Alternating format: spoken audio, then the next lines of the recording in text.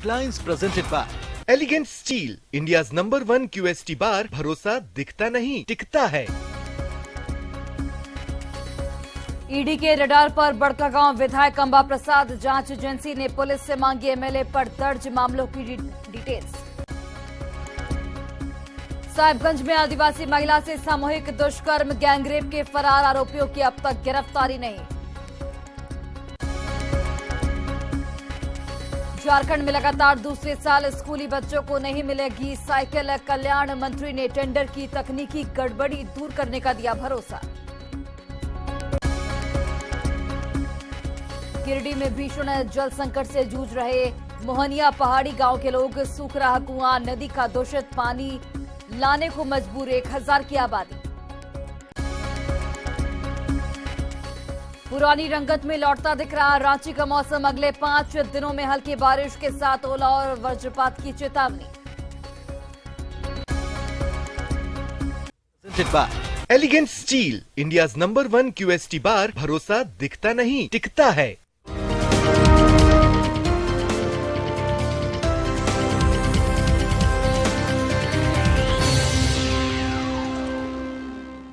नमस्कार, बहुत स्वागत है आपका न्यूज 18 बिहार झारखंड में। आपके साथ मैं हूं सोनाली सिंह। बुलेटिन की शुरुआत करते हैं बड़ी खबर के साथ। बड़ी खबर रांची से, जहां पर ईडी की रडार पर विधायक अंबा प्रसाद हैं।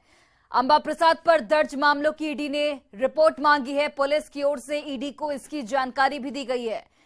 केरेडारी, बड़कागांव, कटकमदाग में मामला दर्ज है इन पर किसी केस में। हालांकि ईडी ने अभी तक ECIR दर्ज नहीं किया है। मामले की समीक्षा के बाद ईडी आगे का फैसला लेगी। और चलिए, हमारे सहयोगी ओम प्रकाश जुड़ गए। ओम प्रकाश, ईडी के रडार पर अंबा प्रसाद और किन किन मामलों को लेकर ईडी पूछताछ करने वाली है और क्या कुछ डिटेल्स पुलिस से मांगे गए हैं? जी, बता दें कि अंबा प्रसाद पर 3 अलग अलग थाना क्षेत्रों में 3 मामले हैं और उन्हीं को लेकर ये रिपोर्ट जो है वो तलब की गई है। साफ तौर से अगर बात करें तो ईडी के द्वारा मामले में जो जानकारी हासिल की जा रही है कि आखिर अंबा प्रसाद पर कौन कौन से मामले दर्ज हैं और इसमें जो केस की डिटेल क्या है और अब तक पुलिस के द्वारा क्या कुछ कार्रवाई की गई है, इन तमाम चीजों की जानकारी जो है वो साझा करने को कहा गया था, जिसे लेकर पुलिस के द्वारा भी जानकारियां दी गई हैं। हालांकि अभी तक इस मामले में ईडी के द्वारा न केस को टेक ओवर किया गया है और न ही किसी प्रकार की जो प्राथमिकी है, FIR है, वो दर्ज की गई है। पूरे मामले में फिलहाल समीक्षा की जा रही है और उसके बाद ही कोई निर्णय पर पहुंचा जा सकता है कि आखिर ये केस ईडी के अनुसंधान के अनुरूप है या नहीं है। इन तमाम चीजों को लेकर जांच की जाएगी। समीक्षा के बाद ही तमाम चीजें जो हैं वो स्पष्ट हो पाएंगी कि आखिर इन केसों का अनुसंधान ईडी के द्वारा होगा या नहीं होगा। तमाम चीजों में फिलहाल ईडी के अधिकारी जो बोलने से या फिर जानकारी साझा करने से फिलहाल अभी इनकार कर रहे हैं। हालांकि उन्होंने साफ तौर से जो जानकारी सूत्रों के हवाले से होकर आई है उसके अनुसार समीक्षा के बाद ही तमाम चीजें हो सकती हैं, स्पष्ट हो पाए। बता दें कि बड़कागांव में जो मामला है उसमें भी इन पर FIR दर्ज था और विधायक को इसमें आरोपी बनाया गया। तो वहीं केरेडारी मामले में पुलिस के द्वारा चार्जशीट भी दायर कर दी गई है। तो देखना होगा कि इसमें आगे किस तरह से कार्रवाई जो है ईडी के द्वारा की जाती है। ओम प्रकाश, जैसा कि आप बता रहे हैं कि 3 अलग अलग थानों में मामला दर्ज किया गया है अंबा प्रसाद पर। अंबा प्रसाद के अलावा किन पर मामला दर्ज किया गया है, चूंकि कई आरोपी भी बताए जा रहे हैं और भी? जी, फिलहाल अंबा प्रसाद के साथ जो वहाँ के स्थानीय लोग हैं या फिर कांग्रेस से जुड़े हुए कार्यकर्ता हैं जो अंबा प्रसाद के साथ हैं, उन लोगों पर ये मामला दर्ज है। देखना होगा इस पूरे मामले में किस तरह से, क्योंकि जो केरेडारी का मामला है उसमें भी 11 आरोपी हैं। तो तमाम चीजें, और वहीं पर अगर बात की जाए तो यहाँ पर भी जो कटकमदा है वहां पर भी 6 आरोपी जो हैं वो इस पूरे मामले को लेकर हैं। तो पूरे मामले की समीक्षा के बाद ही ईडी जो है वो कुछ आगे की कार्रवाई कर सकती है या फिर तमाम चीजों की समीक्षा करने की बात कही जाए। बिल्कुल, चलिए ओम प्रकाश, बहुत बहुत धन्यवाद तमाम जानकारी हम तक पहुंचाने के लिए। तो केंद्रीय जांच एजेंसी ईडी की रडार पर कांग्रेस के विधायक अंबा प्रसाद के आने के बाद झारखंड की सियासत गर्माती हुई दिख रही है। ईडी ने अंबा प्रसाद के खिलाफ थाने में जितने भी मामले दर्ज किए हैं सभी की डिटेल्स अपने पास मंगाई है। इस मामले पर कांग्रेस विधायक दल के नेता आलमगीर आलम ने कहा है कि किस बारे में डिटेल मांगी गई है इसकी जानकारी अभी तक नहीं मिली है। जांच हो ही रहा है और उसका क्या है नहीं है अखबार में हम लोग देखें। अब किस संबंध में उस रडार में है नहीं है उसका तो कहना बड़ा मुश्किल है। ठीक है, वरना कोर्ट में या थाना में उसका केस है तो निश्चित तौर पर उसको देखकर अपना सॉर्ट आउट करेंगे। और मैं समझता हूँ कि इस तरह का मामला सिर्फ झारखंड में नहीं पूरे देश में इस तरह का मामला हो ही रहा है और जो नहीं होगा उसको नहीं मिलेगा। इसमें क्या बोलना है। तो कांग्रेस विधायक अंबा प्रसाद के खिलाफ थाने में दर्ज मामलों की ईडी की ओर से डिटेल्स मांगे जाने पर जेएमएम ने द्वेषपूर्ण कार्रवाई करार दिया है। जेएमएम प्रवक्ता तनुजा खन्नी ने बताया कि यह सब लोकसभा चुनाव के एजेंडे के तहत किया जा रहा है और जनता सवाल जरूर पूछेगी। सुनिए। अगर कोई जनप्रतिनिधि है तो वो उसका सामना करते हैं। आने वाले दिनों में ये लोगों ने देखा है, पिछले दिनों ये लोगों ने देखा है कि जिसको भी नोटिस होता है उसका वो सामना करते हैं। लेकिन राजनीतिक द्वेष की भावना से अगर कोई कार्य होता है, अगर निचले स्तर तक जाकर के परेशान करने की योजना या 2024 जो लोकसभा का एजेंडा है भारतीय जनता पार्टी का, अगर वो होता है तो देश की जनता भी सवाल पूछेगी।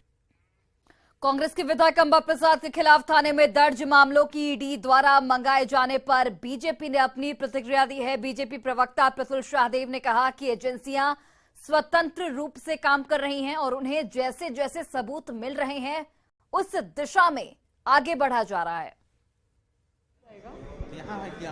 बड़े बड़े संगीन आरोप लगते रहे थे तो जाहिर तौर पर हमारे इस एनडीए के कार्यकाल में एजेंसियां स्वतंत्र रूप से कार्य करती हैं।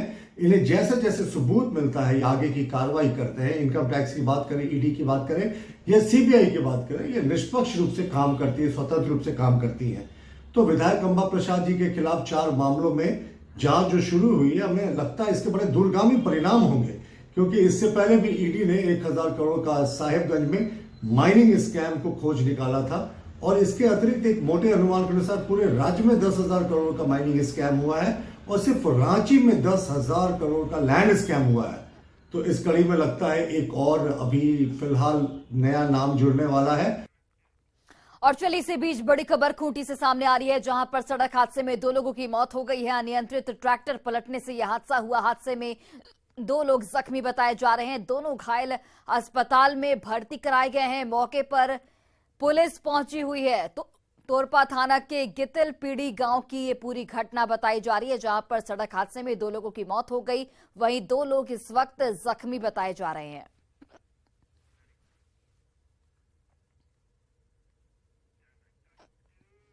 और गिरिडीह के जमुआ से लव जिहाद का मामला सामने आया था। यहां एक महिला ने काजी मघा निवासी अतीक इकबाल पर नाम छिपाकर शोषण का आरोप लगाते हुए एफआईआर दर्ज कराया था। अब इस मामले में नया मोड़ आ चुका है।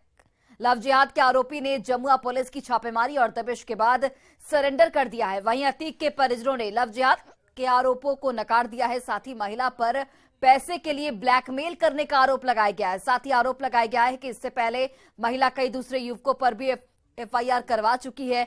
आरोपी के भाई ने इसे हनी ट्रैप का मामला बताते हुए निष्पक्ष जांच की मांग की है। और जहां तक सवाल है शादी का झांसा दे करके यौन शोषण करने का, तो लड़की शादीशुदा है और इस 2 बच्चे की मां है और ये इनका उम्र जो है 30 वर्ष है, वास्तविक उम्र 30 वर्ष है। तो 30 वर्ष की कोई लड़की को जो कि विवाहित है, 2 बच्चे हैं, उनको कोई शादी का झांसा कैसे दे सकती है। इन्होंने पहले भी कई लड़कों पे रेप केस का आरोप लगा चुकी है। तो मामूली सी बात है कि ये लड़की सिर्फ और सिर्फ लड़के को बहला फुसला करके सिर्फ पैसा ऐंठने का काम करती है। ये मामला लव जिहाद का नहीं है, ये मामला हनी ट्रैप का है। इस पे निष्पक्ष जांच होनी चाहिए थी। और खबर साहिबगंज से है जहां बोरियो प्रखंड में आदिवासी महिला से हैवानियत की वारदात सामने आई है। आदिवासी समुदाय की विवाहित महिला से सामूहिक दुष्कर्म किया गया। महिला के पति ने थाने में इस घिनौनी करतूत की जानकारी दी है।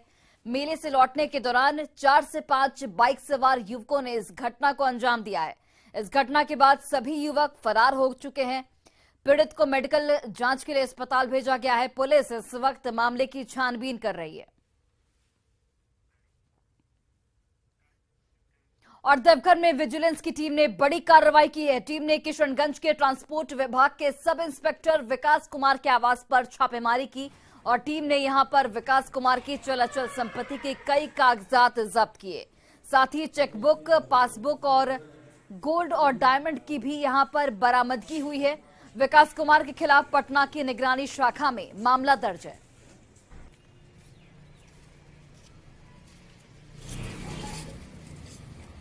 डिपार्टमेंट गवर्नमेंट ऑफ बिहार में जो अभी किशनगंज में पोस्टेड हैं, इनके विरुद्ध निगरानी थाना पटना में 19/2023 डेट 25/4/2023 दर्ज किया गया था, जिसमें डिस्प्रोपोर्शनेट एसेट के आरोप का अनुसंधान चल रहा है। उसी क्रम में आज देवघर स्थित आवास की तलाशी ली गई है। माननीय न्यायालय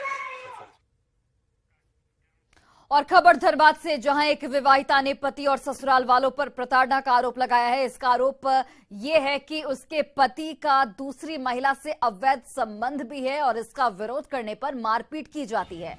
साथ ही मायके से पैसे लेने का भी दबाव बनाया जाता है। इसे लेकर महिला ने थाने में लिखित शिकायत दर्ज कराई है। साथ ही इंसाफ की गुहार लगाई गई है। लिखा है तो वो लोग आकर के फिर से कॉम्प्रोमाइज़ किया और कॉम्प्रोमाइज़ करके ले गए और फिर क्या बोल रहे कि तुम लोग केस करके भी क्या कर लिया, कुछ भी नहीं किया। हम तो पैसा दे करके हम तो बच गए और उसके बाद हमको डेली मार रहे, पीट रहे और बोल कह रहे हैं कि जितना मेरा पैसा लगा है हम अपने मायके से ले करके, और नहीं तो तुमको हम मार देंगे, ऐसे ही तिल तिल करके मारेंगे। सर हम बार बार कॉम्प्रोमाइज़ करके जाके रहना चाह रहे हैं, लेकिन ये लोग हमको रखना नहीं चाह रहा है।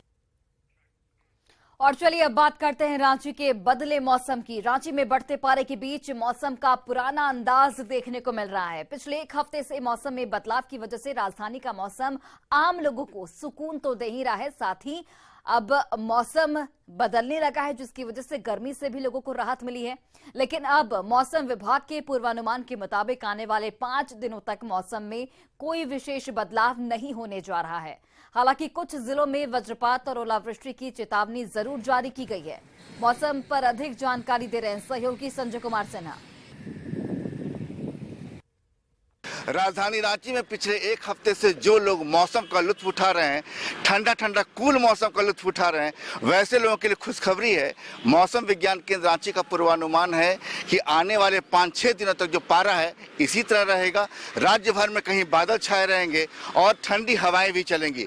हमारे साथ कुछ लोग हैं जो राजधानी रांची के इसी मौसम का लुत्फ उठा रहे हैं। सर, एक जो मौसम कहते हैं कि पिछले एक हफ्ते से जो मौसम है, काफ़ी कहते हैं कि राजधानी के लिहाज से, रांची को लोग मानते हैं मौसम के लिहाज से, आज भी वही मौसम में आने वाले 5-6 दिन वही मौसम रहेगा। क्या महसूस कर रहे हैं? नहीं, अभी बहुत ही अच्छा लग रहा है कि पुराने दिनों की याद आ गई। हम लोग रांची जब कंबाइंड बिहार था तभी 87-88 में रांची आए। उन दिनों सेकंड हाफ में बारिश हो जाती थी, इतनी थोड़ी सी गर्मी पड़ी, बारिश हो जाती थी, और वही मौसम लग रहा है कि अभी लौटा हुआ है। ये एकदम पुराने दिनों की याद दिला रही है। और अभी क्या हो गया, कुछ सालों से विस्तारीकरण की वजह से, शहरीकरण की वजह से थोड़े पेड़ वेड़ कम हो गए तो थोड़ी गर्मियाँ बढ़ गई। वो पुराने लोग ये मानते थे कि रांची ने कभी पसीना नहीं देखा, लेकिन कभी पसीना बहता नहीं, कभी नहीं पसीना बहता था।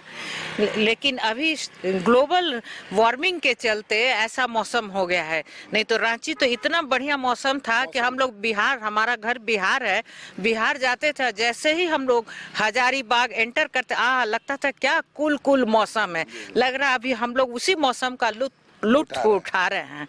देख रहे हैं कि साहब बता रहे हैं कि हजारीबाग प्रवेश करते ही रांची की जो मौसम रांची का वो दस्तक देता था।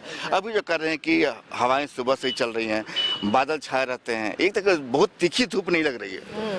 वो तो सही है, अभी अच्छा लग रहा है। अभी का मौसम पहले से बेहतर लग रहा है अभी कुछ दिनों में। देखिए, मौसम पहले से बेहतर लग रहा है, साफ लोगों का मानना है। और एक मौसम विभाग का जो पूर्वानुमान है कि जो पारा है 2 से 3 डिग्री पारा नीचे आएगा। राज्य में कहीं कहीं भी ठनका या ओलावृष्टि हो सकती है। लिहाजा जिन इलाकों में, खासकर जो मध्य इलाका, जो रांची मध्य इलाके में आता है, इसके अलावा जो संथाल का इलाका है, सिवुम का इलाका है, तमाम इलाकों में ओलावृष्टि के साथ साथ ठनके की चेतावनी दी गई है। लेकिन फिलहाल जो पारा है राजधानी रांची और आसपास के जिलों का जो पारा है, वो पारा लोगों को सुकून दे रहा है। संजय कुमार सिन्हा, न्यूज 18 रांची। और चलिए अब बात करते हैं जल संकट की। गिरिडीह में बेंगाबाद प्रखंड के सुदूरवर्ती गांव मोहनिया पहाड़ी के लोग पानी की किल्लत से बेहद परेशान हैं। इस गांव की आबादी 1000 से अधिक है। गांव में लोगों की प्यास बुझाने के लिए केवल एक कुआं है। पूर्वजों की ओर से बनाया गया कुआं भी अब सूखने की कगार पर है। ऐसे में लोगों को जल संकट का सामना करना पड़ रहा है। वहीं दैनिक जरूरतों को पूरा करने के लिए महिलाएं और बच्चे सिर पर बर्तन रखकर नदी से दूषित जल लाने को मजबूर हैं। 2 तस्वीरें आपके टीवी स्क्रीन पर, जहां पर देखिए गांव में जो कुआं है वो गर्मी की वजह से सूखता जा रहा है। पानी के लिए लोग भटक रहे हैं, काफी दूर तक उन्हें जाना पड़ता है। खासकर महिलाओं और बच्चों को यहां पर खासी परेशानी होती है। 1000 की आबादी, आप समझिए, सिर्फ एक कुएं के भरोसे है जो अब सूखने की कगार पर है। और अब लोगों को दूषित पानी पीना लोगों की यहां पर मजबूरी बन गई है। हम लोग पानी का बहुत दिक्कत हो रहा है। हम लोग को पीने का, फिर काम करने का भी पानी का व्यवस्था नहीं है, इसलिए हम लोग को पानी का पूरा दिक्कत हो रहा है। हम लोग तो यही इसी कुआं का गंदा पानी आप लोग पीते हैं? पी लेते हैं, तो क्या करें, कहाँ से लाए? नहीं होता तो नदी से ही लाता है। तो अभी सूख जा रहा है, अभी धूप के चलते। अच्छा, तो फिर पानी कहाँ से लाइएगा आप लोग? कहाँ से लाएंगे?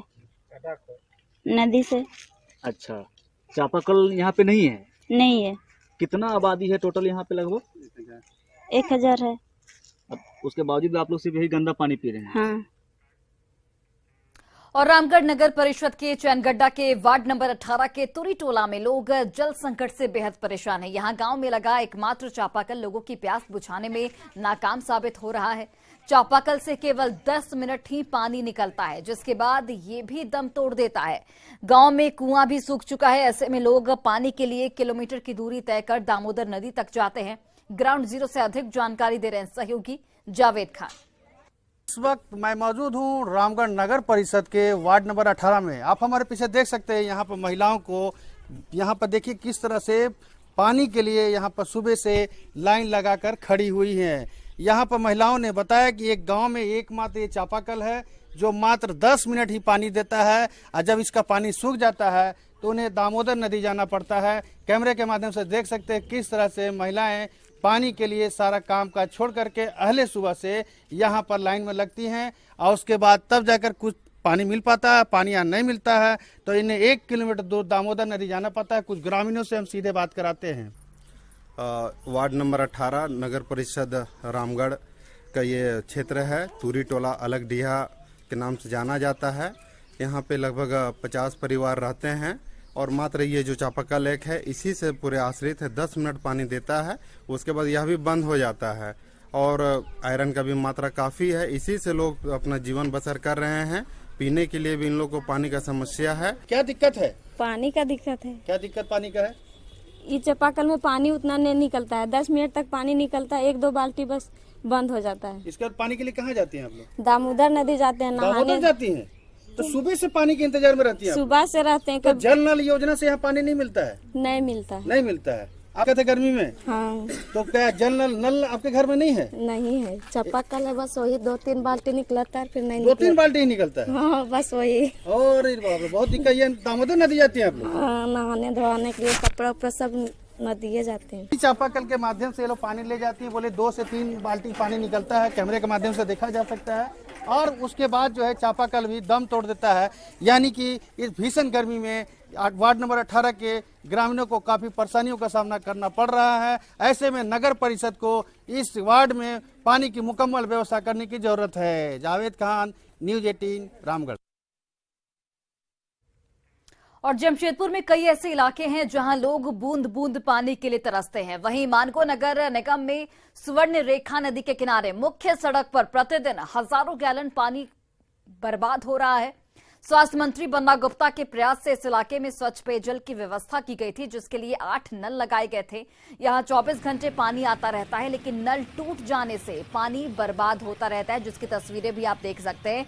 एक तरफ पानी के लिए किल्लत, पानी के लिए हाहाकार मचा हुआ है पूरे झारखंड में, वहीं पर स्वर्ण रेखा नदी किनारे ये नल लगाए गए थे और ये नल टूट चुका है, जिसकी वजह से पानी की बर्बादी हो रही है। भीषण गर्मी में जमशेदपुर के कई ऐसे इलाके हैं जहां बूंद बूंद को पानी के लिए लोग तरसते हैं। इस वक्त आप देख सकते हैं कि जमशेदपुर का यह इलाका है मानगो, ये सुरेखा पुलिया के ठीक बगल में ही यहाँ पर बन्ना गुप्ता के प्रयास से यहाँ पर लोगों के लिए पेयजल की व्यवस्था की गई है। लेकिन देख सकते हैं कि पूरी तरह किस तरह पानी यहाँ पर बर्बाद हो रहा है।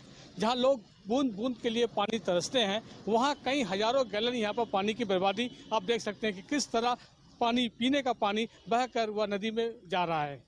हालांकि जो लोग हैं ये दिन भर इसी तरह वो अपने डब्बे को लेकर, अपने बर्तन को लेकर, अपने गैलन को लेकर वो इस जगह आते हैं और पानी को वो लेकर अपने घर लेकर जाते हैं। कई किलोमीटर से दूर यहाँ पर ग्रामीण आते हैं, डब्बे में, साइकिल में, स्कूटी से, कई तरह के गाड़ियों से, कई तरह के वाहनों से वे अपने इस जगह से पानी ढो ढो कर लेकर जाते हैं। लेकिन यहाँ जो बर्बादी जो हो रहा है इस पानी का, इसे देखने सुनने वाला कोई नहीं है। न ही आपका मानगो नगर निगम इस पर कोई ध्यान दे रही है और न ही स्थानीय जनप्रतिनिधि। हालांकि समाज सेवी की ओर से कई जगह यहाँ पर पेयजल की व्यवस्था की गई है, लेकिन जहाँ पर पानी बर्बाद हो रहा है उसे रोकने के लिए कोई ऐसी व्यवस्था नहीं है। कोई ऐसा किसी का भी यहाँ पर कोई सामाजिक कार्य बिल्कुल नहीं है। जरूरत है ऐसे पानी जो पीने के योग्य है, जो बर्बाद हो रहे हैं, उसे रोकने की जरूरत है, ताकि जो लोगों को पानी, स्वच्छ पानी मिल पाए। रंजन कुमार, न्यूज 18 जमशेदपुर। और फिलहाल इस बुलेटिन में बस इतना ही। आप देखते रहिए न्यूज 18 बिहार झारखंड।